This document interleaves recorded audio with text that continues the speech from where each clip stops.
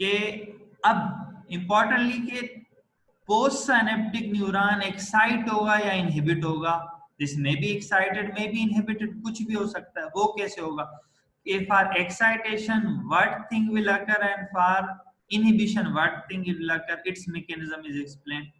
Excite करने के लिए पोस्ट साइनेप्टिक न्यूरॉन को क्या क्या मैकेनिज्म फॉलो करेंगे?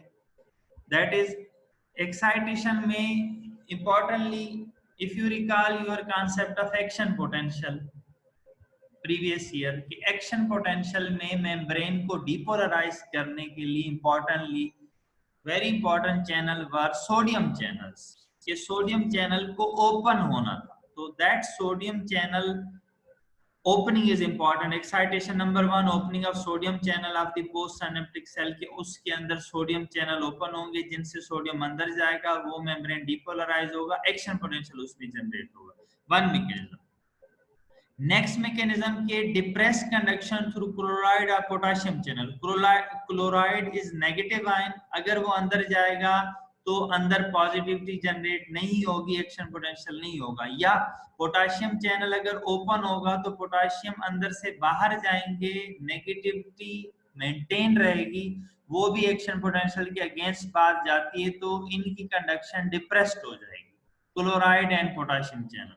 थर्ड मैकेनिज्म के there is chances के when neurotransmitter attach with the postsynaptic receptor increase the number of excitatory membrane receptor या decrease the number of inhibitory receptor के अपने रिसेप्टर उसके बढ़ जाएंगे एक्साइटेटरी, तो फर्दर जब न्यूरोट्रांसमीटर आ जाएगा तो और वो सेल एक्साइट हो जाएगा। और इनहिबिटरी न्यूरोट्रांसमीटर क्या है, वो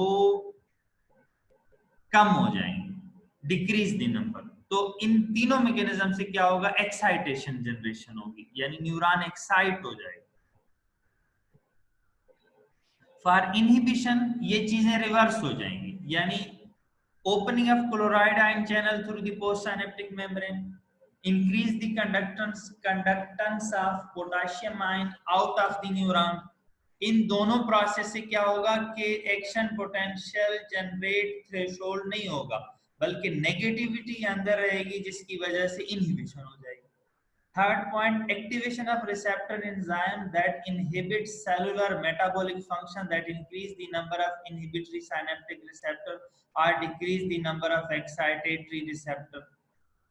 activation of receptor enzyme that inhibit cellular metabolic function, इसका मकसद है ऐसे रिसेप्टर जो है वो एक्टिवेट होंगे जो इनहिबिट करेंगे सेलुलर मेटाबॉलिक फंक्शन को, that increase the number of, और इनहिबिटरी सिनेप्टिक रिसेप्टर का नंबर बढ़ जाएगा। जिस तरह फॉर एक्साइटेशन एक्साइटेटरी रिसेप्टर बढ़ रहे थे, फॉर इनहिबिशन इनहिबिटरी रिसेप्टर बढ़ेंगे, एक्साइटेटरी रिसेप्टर कम होंगे, यानी all the things which are occurring here in excitation that will be reversed for inhibition. Again after seeing this, see that this diagram again, के neurotransmitter when that will be attached, तो इससे भी ये वाला आप देखें, when this neuron will release neurotransmitter that will attach with this membrane, तो ये membrane excite भी हो सकती, inhibit भी हो सकती। excite कब होगी, mechanism will be that one, opening of sodium channel, decrease opening of chloride and potassium, increase number of excitatory receptor, decrease number of inhibitory receptor। अगर inhibit होगी chloride channel, sodium potassium channel open होंगे और inhibitory receptor बढ़ेंगे, stimulatory receptor कम होंगे, that will be mechanism। Now importantly ये जो neurotransmitter है means the substance which transmit information from one neuron to other neuron in chemical signals, इनको कहते हैं neurotransmitter, also known as transmitter substances। तो ये किस टाइप के होते हैं और इम्पोर्टेंट कौन से हैं, तो मोस्ट इम्पोर्टेंट ये इस पिक्चर में दिखाए गए हैं कि इनकी क्लासेस दी हैं, this is also from guide. Most importantly acetylcholine है, कुछ इसमें अमाइंस भी आते हैं, norepinephrine, epinephrine, dopamine, serotonin, histamine, some are amino acid like gamma aminobutyric acid, glycine, glutamate, aspartate, some are gases which may act as a neurotransmitter, तो ये most important है. Also multiple, इनके अलावा कई neurotransmitter, और कुछ जो है local neuron type substance like GIT में भी होते हैं, आप पढ़ेंगे जीआईटी में के like gastrin, that is also a neuropeptide, nerve neurotransmitter like action hota hai. Most important related with the central nervous system and peripheral nervous system, ये important है जो इस डायग्राम में दिखाए गए हैं. In detail will study this case में से क्या कौन सा न्यूरोट्रांसमीटर क्या करता है. Most importantly now, these are important neurotransmitter. Acetylcholine. Acetylcholine is secreted by neuron in many areas. ये देखें मोटर कार्टेक्स यानी ब्रेन सेरेब्रल कार्टेक्स, ये मोटर एरिया में भी एसिटाइलकोलिन का रोल है. आल्सो इन बेसल गैंग्लिया या बेसल न्यूक्लिया. मोटर न्यूरॉन जब मैसेज आता है मसल कॉन्ट्रैक्शन के लिए, वहां भी एसिटाइलकोलिन रिलीज होता है. Number 3. Number 4 here in preganglion neuron of autonomic nervous system, वहां भी एसिटाइलकोलिन रिलीज होता है. Also postganglion neuron of parasympathetic nervous system, वहां भी रिलीज होता है. This number 5 and 6 point we will further do that in lecture of autonomic nervous system. आपको बताएंगे कि कैसे रिलीज होता है एसिटाइलकोलिन. तो remember these sites of acetylcholine. In most instances acetylcholine has an excitatory effect. तो simply acetylcholine को कैसे याद करेंगे? As an excitatory neurotransmitter, means जिस न्यूरॉन से एसिटाइलकोलिन रिलीज होगा दूसरे न्यूरॉन को वो एक्साइट करेगा, इसलिए हम कह रहे हैं एक्साइटेटरी न्यूरोट्रांसमीटर.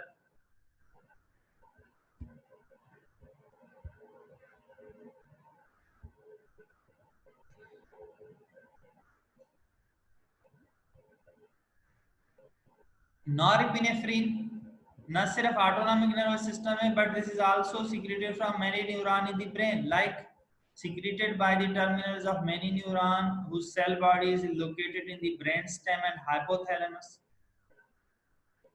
स्पेशली एक एरिया पोन्स का लोकस सेरुलस, वहां होता है नॉरएपिनेफ्रिन. और इसका क्या काम है? This is also an excitatory neurotransmitter. Or generally what it do, it help to control overall activity and mood of the mind, such as increasing level of wakefulness. जागने में इसका रोल है और कई रोल है, वो रोल ज्यादा depth से आप याद नहीं करें. इंपॉर्टेंटली रिमेंबर कि norepinephrine is an excitatory neurotransmitter. It will also excite postsynaptic neuron. Dopamine का क्या है? डोपामीन अमाइन है, जैसे अमाइनो एसिड है. तो this have a role is in what के first will see its location. Very importantly ये मोस्ट इंपॉर्टेंट न्यूरोट्रांसमीटर अगर हम कहें सीएनएस में, उनमें डोपामीन भी है. तो it is secreted from neuron in the substantia nigra. Important structure के यहाँ के न्यूरॉन ये सीक्रेट करते हैं, और इसी के ना होने से एक वेरी इंपॉर्टेंट क्लासिक डिजीज होती है. रिकॉल योर मेमोरी की कौन सी डिजीज है? वो खास लोगों में होती है, parkinsonism. Very important disease of CNS के, that is due to deficiency of that dopamine. ठीक. The termination of this neuron is mainly the striatal region of the basal ganglia के. इन न्यूरॉन से बेसल गैंग्लिया के striatal region में dopamine release होता है. Dopamine का काम क्या है? इनहिबिशन होता है mostly. So it have role as an inhibitory neurotransmitter. Dopamine cause inhibition. So remember this के dopamine is important and it cause inhibition. Also an amino acid glycine is secreted mainly at the synapses in the spinal cord. It is believed to always act as inhibitory neurotransmitter. तो glycine भी inhibitory है. Sometime in BCQ ask a list के pick the inhibitory neurotransmitter, pick the excitatory neurotransmitter. So you should know these, their function. GABA, what is its role? Is secreted by the nerves of the spinal cord, cerebellum, basal ganglia, and many other area of the cortex. Cortex का मतलब cerebral cortex. It is believed to always cause inhibition. So GABA, glycine, dopamine, all in that slide, these are inhibitory neurotransmitters. Glutamate is secreted by the presynaptic terminal in the many areas of the sensory pathway entering the central nervous system, as well as in many areas of cerebral cortex. It probably always cause excitation. तो इसका क्या role है? Excitatory neurotransmitter. Glutamate, serotonin, very important in the nerve, in the CNS especially. It is secreted by the nuclei that originate in the brainstem and project to many brain and spinal cord areas. Serotonin act as an inhibitor of pain pathway in the cord and an inhibitor action in the higher region of the nervous system, and is believed to control the mood of a person, perhaps even cause sleep. क्योंकि सम drugs के साथ भी related role है कि कुछ हम drugs depression को treat करने की और स्लीप डिसऑर्डर को ट्रीट करने के लिए ऐसी देते हैं जिनसे सीएनएस में सेरोटोनिन का लेवल बढ़ जाता है. तो this is also a neurotransmitter inhibitor. Nitric oxide आपको पता है गैस है. कुछ बिलीव करते हैं कि ये क्लासिक न्यूरोट्रांसमीटर नहीं है क्योंकि इसका रिसेप्टर नहीं, but this is a neurotransmitter because एक न्यूरॉन से रिलीज होता है और दूसरे में डिफ्यूज हो जाता है. So this is given in that list. Secreted by nerve terminals in areas of the brain responsible for long-term behavior and memory. अब देखें electrical events during neuronal excitation क्या हैं, ये समझना पड़ेगा. Simply first unit of the first year action potential and membrane potential, उसको recall करें कि इलेक्ट्रिकल इवेंट क्या होते हैं. कि न्यूरॉन बिफोर स्टिमुलेशन अगर हम देखें उसके अंदर जो पोटेंशियल होता है वो होता है नेगेटिव, उसको कहते हैं रेस्टिंग मेम्ब्रेन पोटेंशियल, दिस ए में जो है. फिर कोई दूसरा न्यूरॉन वहां से एक्शन पोटेंशियल आता है और इसको एक्साइट करता है. उस एक्साइटेशन के लिए सोडियम आयन अंदर जाते हैं. सोडियम के अंदर जाने से नेगेटिविटी कम होती जाती है और जो है ये एक्साइट होता जाता है. तो एक्साइटेड न्यूरॉन ये इनिशियली तो माइनस होगा, फर्दर ये -45 दिया है लेकिन ये माइनस से फिर प्लस तक जाएगा यहाँ इन एक्साइटेड स्टेट. फिर अगेन रिपोलराइजेशन जब होगी उसमें क्या होगा, या अगर इनहिबिशन हो रही तो इलेक्ट्रिकल लेवल पे क्या हो रहा है, इनहिबिटरी अगर सिग्नल आएगा क्लोराइड आयन अंदर जाएंगे तो जिसकी वजह से नेगेटिविटी अंदर क्रिएट होगी, that is known as causing inhibition, और वहां से एक्शन पोटेंशियल स्प्रेड नहीं होगा. यहाँ देखें एक्साइटेटरी न्यूरॉन जो बी में है वहां से स्प्रेड हो रहा है एक्शन पोटेंशियल, यहाँ इनहिबिशन जब हो रही है know spread of action potential, यहाँ पे एक्शन पोटेंशियल नहीं दिखाएगा. सो इलेक्ट्रिकल इवेंट में क्या होगा, रेस्टिंग मेम्ब्रेन पोटेंशियल है, वो न्यूरॉन एक्साइट भी हो सकता है, इनहिबिट भी हो सकता है. इफ दैट इज एक्साइटेड तो उसके अंदर पोटेंशियल लेस नेगेटिव हो जाएगा या towards positivity. If that is inhibited तो अंदर जो मेम्ब्रेन पोटेंशियल है वो मोर नेगेटिव हो जाएगा. यहाँ -65 यहाँ मोर नेगेटिव -70 है. That will cause inhibition. Important to understand in this introduction first chapter is summation, very important. Simply summation का मतलब सम अप करना चीजों को, ऐड करना चीजों को. किस चीज को ऐड करना, बेसिकली हम कहेंगे स्टिमुलाई को ऐड करने का नाम समेशन है brain. Summation is the additive effect of several electrical impulses on a neuromuscular junction. इसको ऐसे समझें आप कि इसको समझना थोड़ा सा मुश्किल है क्योंकि इसकी डेफिनेशन जब बुक से पढ़ते हैं some time person become confuse. So we will try to make it easy for you. Now be attentive. Summation को आप एग्जाम्पल से समझें, इनकी टाइप से एग्जाम्पल से समझें, आप समझ जाएंगे. सपोज करें you have to buy a thing from a store और ए मार्केट और ए शॉप. कोई भी चीजें आप खरीदना चाह रहे हैं. सपोज हम करते हैं कि वो उसकी प्राइस है 100 rupees. This is example to understand, very important example to understand type of summation, कि हमने एक चीज खरीदनी है, उसकी कीमत है 100 रुपीज और 5 फ्रेंड्स आपस में गए, उनको उस चीज की नीड है, 5 लोग हैं जो 100 रुपए की चीज खरीदना चाहते हैं। अब हर एक के पास 20 रुपीज हैं, तो हर आदमी 20 रुपीज जमा करेगा, वो चीज खरीद लेगा। 5 बंदे 20 रुपए जमा करेंगे तो 100 रुपए की चीज आ जाएगी उनके पास। मकसद क्या है चीज का खरीदना, वो चीज उन्होंने खरीद ली। पैसे किसने भरे? हर एक ने अलग अलग 20 रुपीज, या अगर एक ने 10 रुपए भरे, किसी ने 30 40, कंबाइनली सब ने मिला के 100 रुपीज से वो चीज खरीद ली। मकसद पूरा हो गया, चीज मिल गई उनको। कंट्रीब्यूशन किसकी थी? ऑल दीज 3 4 5 जितने भी पार्टिसिपेंट। यहाँ एग्जांपल हमने कहा आपको 5 लोग थे तो पांचों ने कंट्रीब्यूट करके चीज खरीदी, पांचों का उसमें रोल है। ठीक, तो इस टाइप ऑफ समेशन, यानी जब मल्टीपल चीजें जमा हो जाएं और वो एक काम हो, ये अगर इस तरह की समेशन न्यूरॉन के अंदर हो तो उसको कहते हैं स्पेशल समेशन। पढ़ें इसको। When larger number of afferent neurons are stimulated simultaneously to activate a neuron is called spatial summation. वहां पर हमने एग्जांपल क्या दी? एक 100 रुपए की चीज खरीदी गई। यहाँ क्या हम कह रहे हैं, हमारे काम क्या करना है हमने, कि न्यूरॉन को स्टिमुलेट करना है। अब उसके स्टिमुलेट करने के लिए रोल किसका है? सिग्नल कहां से आए? कई न्यूरॉन से आए। पिक्चर में आप देखें 1 2 3 न्यूरॉन दिखाए गए। तीनों न्यूरॉन से थोड़ा थोड़ा स्टिमुलस आएगा जो कि इस एक न्यूरॉन को एक्टिवेट कर देगा। तो हम कहेंगे कि ये जो सम अप हुए छोटे छोटे सिग्नल तीनों के मिला के, जिसने इस न्यूरॉन को एक्टिवेट कर दिया, कंट्रीब्यूशन तीनों की है, तो इसको हम कहेंगे स्पेशल समेशन।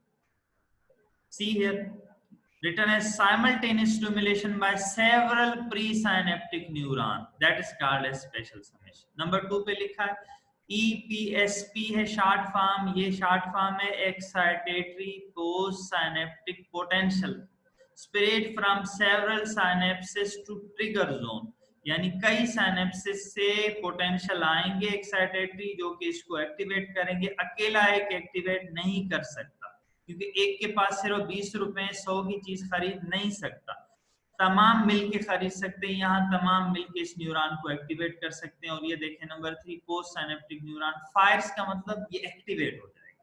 तो इस टाइप ऑफ समेशन को हम कहेंगे स्पेशल समेशन। ठीक है, this is one type of summation. Remember this is important, you have to read this also from your book.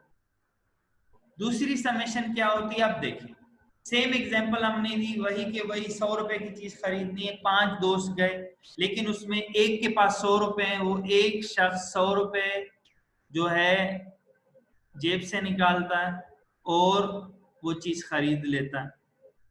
या उसी को समझे कि उसी एक शख्स के पास जिस्म के डिफरेंट पॉकेट्स के अंदर, कोई पॉकेट के अंदर है 20 रुपए, किसी और जेब है वहां 20 रुपए हाथ में, तमाम को मिलाता है, वो चीज खरीद लेता है 100 रुपए की। एक पर्सन इन्वॉल्व हुआ। तो इस टाइप ऑफ समेशन को कहते हैं temporal summation. See in the diagram के ऊपर वाले 2 न्यूरॉन, यहाँ 3 की एग्जांपल है, हम आपको 5 की दे रहे हैं। 5 दोस्त गए, एक ने पैसे भरे, चीज खरीद ली। मकसद क्या था? चीज खरीदना। कंट्रीब्यूशन किसकी? एक ही की कंट्रीब्यूशन है, लेकिन उसने जल्दी सारे पैसे इकट्ठे करके दिए, 100 रुपए मिला के अपने जेबों से निकाल के। तो that is known as temporal summation. अब इसकी डेफिनेशन क्या है? Successive discharges from a single presynaptic terminal, यानी एक साइनेप्टिक टर्मिनल से जल्दी जल्दी बार बार सिग्नल आए, लेकिन एक न्यूरॉन से। उस एग्जांपल को अगर आप इसके साथ कंपेयर करें तो ऐसे समझें कि एक ही आदमी पहले 20 रुपए देता है दुकानदार को, फिर 20 रुपए और निकालता है, 20 रुपए और निकालता है, अनटिल के 100 रुपए पूरे हो तो वो चीज मिल जाए। इसी तरह एक न्यूरॉन जल्दी जल्दी प्री साइनेप्टिक टर्मिनल से थोड़ी थोड़ी फायरिंग करेगा, थोड़े थोड़े अपने सिग्नल भेजेगा इस न्यूरॉन के पास, और जब ये एक्साइट हो जाएगा इस न्यूरॉन का काम हो जाएगा, means that have gain its function के उसने अगले को एक्टिवेट कर लिया, लेकिन रोल है एक ही न्यूरॉन का, मल्टीपल टाइम्स उसने सिग्नल भेजे, दैट टाइप ऑफ समेशन क्या कहेंगे? Temporal summation. Intense stimulation by one presynaptic neuron, यहां देखें excitatory post synaptic potential spread from one synapse, एक ही साइनेप्स से आए, जल्दी जल्दी आए, जिसने पोस्ट साइनेप्टिक न्यूरॉन को फायर किया। डिफरेंस देखें यहाँ पे तीनों न्यूरॉन की कंट्रीब्यूशन थी, फिर स्टिमुलेट हो रहा था सिग्नल, वही स्टिमुलेशन के बाद यहाँ पे एक न्यूरॉन का रोल है लेकिन मल्टीपल टाइम्स सिग्नल भेज रहा है, सक्सेसिव डिस्चार्ज, जिसका मतलब एक से ज्यादा बार सिग्नल भेज रहा है और वो एक्टिवेट कर रहा है दूसरे न्यूरॉन को, इसको कहते हैं temporal summation. That is the question of short ऐसे and also for BCQ point of view important temporal and spatial summation। इसके बाद इंपॉर्टेंटली के साइनेप्स जो है means communication between two neuron, उस साइनेप्टिक ट्रांसमिशन का एक टाइम होता है। इट मींस व्हाट के एक न्यूरॉन से दूसरे न्यूरॉन तक सिग्नल कैसे जाए उसका एक टाइम है, that is known as synaptic delay. During transmission of a neuron signal from a presynaptic neuron to a postsynaptic neuron, a certain amount of time is consumed, that is called synaptic delay. It is about 0.5 millisecond. तो ये आपके जहन में हो, what is delay? Normal delay is 0.5 millisecond. Synaptic fatigue क्या है? Synaptic fatigue, when excitatory synapses are repeatedly stimulated at a rapid rate, the number of discharges by the postsynaptic neuron is first very great, but the firing rate becomes progressively decreases। definition पूरी नहीं लिखी, आप समझ लें। Fatigue का मतलब थक जाना, तो साइनेप्स भी सिंपली थक जाते हैं कि शुरू में अगर इनके पास सिग्नल आता है दूसरे न्यूरॉन के पास यकदम पहुंच जाता है, कुछ थोड़ी देर के बाद क्या होता है क्योंकि न्यूरोट्रांसमीटर की अमाउंट कम हो जाती है तो वो सिग्नल उतनी तेजी से पास नहीं कर पाते, तो हम कहते हैं साइनेप्स थक गया, वो आगे सिग्नल नहीं दे रहा, that is known as synaptic fatigue simply. Synaptic transmission कौन कौन से फैक्टर इसको अफेक्ट कर सकते हैं? pH of the body, if pH is increased called alkalosis, वो फेवर करेगी एक्साइटेशन को। एसिडोसिस क्या करेगी? ये साइनेप्स को इनहिबिट करेगी, वहां की ट्रांसमिशन को रोकेगी। कुछ ड्रग्स जैसे कैफीन चाय के अंदर होती है, theophylline, thrombin which are found in coffee, tea, coca, increase neuronal excitability। आपने देखा होगा चाय पीने से कंसंट्रेशन बढ़ जाती है, वो कंसंट्रेशन बढ़ना क्यों है? क्योंकि ये साइनेप्टिक ट्रांसमिशन को इन्हांस करती है, चीजें न्यूरॉन को एक्साइट करती है। इसीलिए जब एग्जाम के लिए तैयारी करते हैं तो चाय कॉफीन का इस्तेमाल बढ़ जाता है, ठीक, for increasing neuronal excitability. Also hypoxia affect neuronal transmission के hypoxia क्या न्यूरॉन को inexcitable बना देता है and it is called as कि even 3 to 7 second pure hypoxia for brain, वो brain person को unconscious कर दे।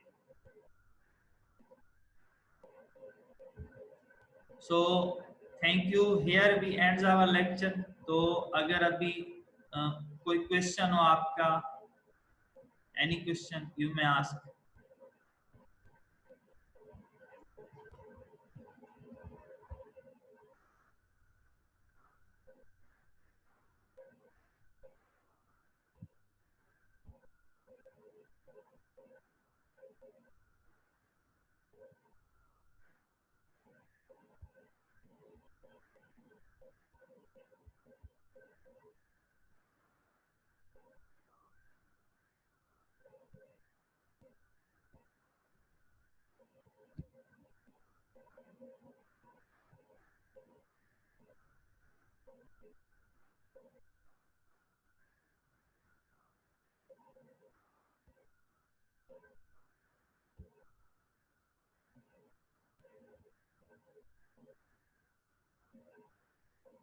You can chat in text message।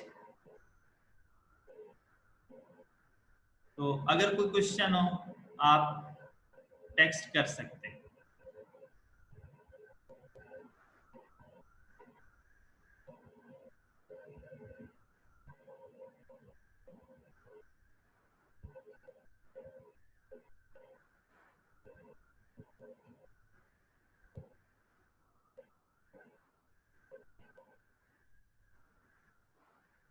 चलें, तो दो क्वेश्चन थे कि एक तो कि मेमोरी रिकॉल, यानी मेमोरी रिकॉल कैसे होती है। उसमें पहले तो समझे, सिंपल ही बात है कि हमारे ब्रेन के अंदर जो इवेंट्स जिंदगी में होते हैं वो स्टोर्ड होती है, इंफॉर्मेशन वो स्टोर होती है।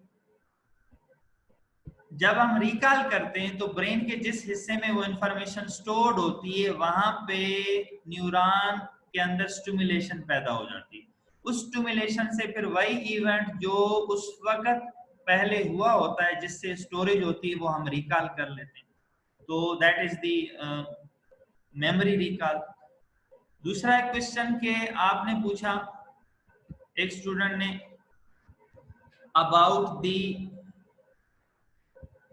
सेरोटोनिन।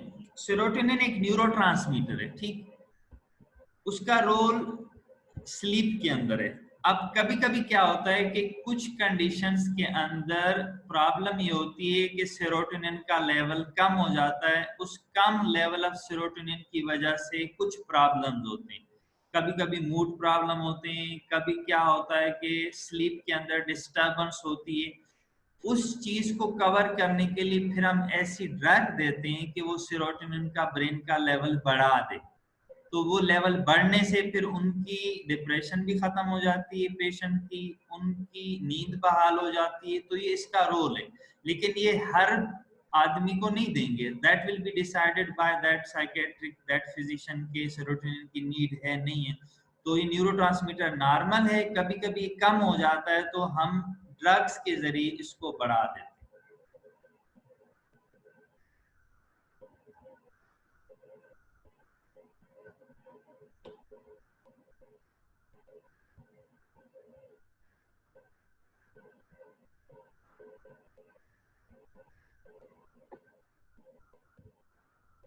देखें, कुछ केमिकल ट्रांसमिशन का एक क्वेश्चन आया है कि केमिकल ट्रांसमिशन ब्रेन में क्या होती है। सिंपली ब्रेन में न्यूरॉन आपस में इंटरकनेक्ट है। याद करें, न्यूरॉन की आपस में स्ट्रॉन्ग कम्युनिकेशन है। एक neuron even thousands other neuron के साथ साइनेप्स बनाता है। Remember, one neuron can synapse from या receive information from thousands of neuron. एक न्यूरॉन के पास थाउजेंड्स डेंड्राइड हो सकते हैं जहां पे दूसरे एक्सॉन अटैच हो सकते हैं।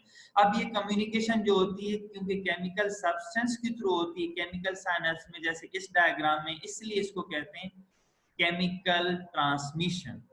तो ये केमिकल ट्रांसमिशन है।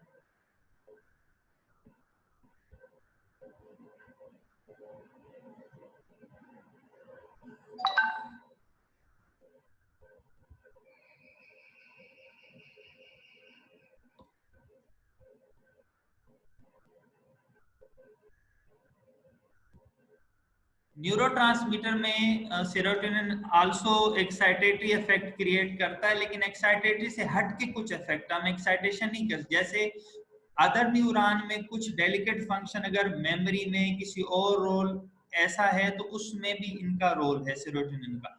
और बाज अब क्योंकि इस पे रिसर्च चल रही है सेरोटोनिन, तो इसका प्योर रोल वो अनडिफाइंड है अभी तक कि क्या है।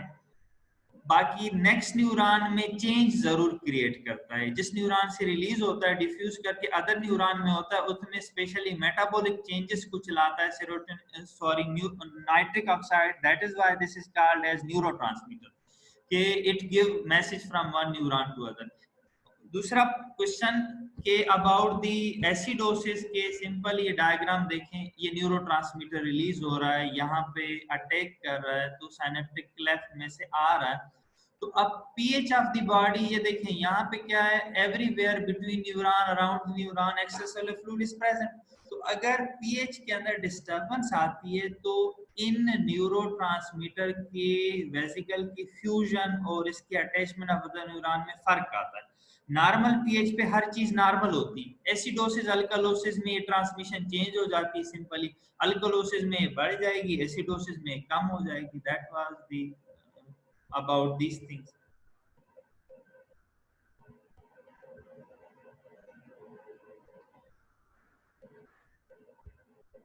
टेम्पोरल समेशन में exactly one neuron is involve, but क्या होता है कि एक न्यूरॉन क्योंकि बार बार सब थ्रेशोल्ड फायरिंग करता है, थ्रेशोल्ड लेवल तक रीच होने के लिए वो मल्टीपल टाइम्स कंट्रीब्यूट करता है, इसलिए हम कहते हैं कि यहाँ उसके सब थ्रेशोल्ड स्टिमुलाई सम अप हो गए और थ्रेशोल्ड तक रीच हो गए। Although this is one, but it's individual firing is sum up, वो जो एक न्यूरॉन बार बार फायर कर रहा है वो सम अप हो गया, इसलिए हम इसको कहते हैं कि वो क्या हुआ, उसने सम अप किया, इसलिए वो भी एक टाइप ऑफ समेशन है।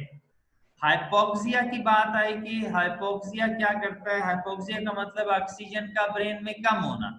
अब अगर ब्रेन को ब्लड सप्लाई कम हुई, कोई पर्सन शॉक में गया, ब्लड फ्लो बिल्कुल रुक गया, थोड़ी देर के लिए तो ब्लड फ्लो मेंटेन रहता है, लेकिन उसके बाद अल्टीमेटली क्या है, ब्रेन हाइपोक्सिक हो जाता है। तो जब ब्रेन हाइपोक्सिक हो जाता है तो ब्रेन बिकम अनकॉन्शियस, और अगर फर्दर हाइपोक्सिया इसी तरह रहा तो डेथ में आकर। ठीक है, so thank you for today's lecture.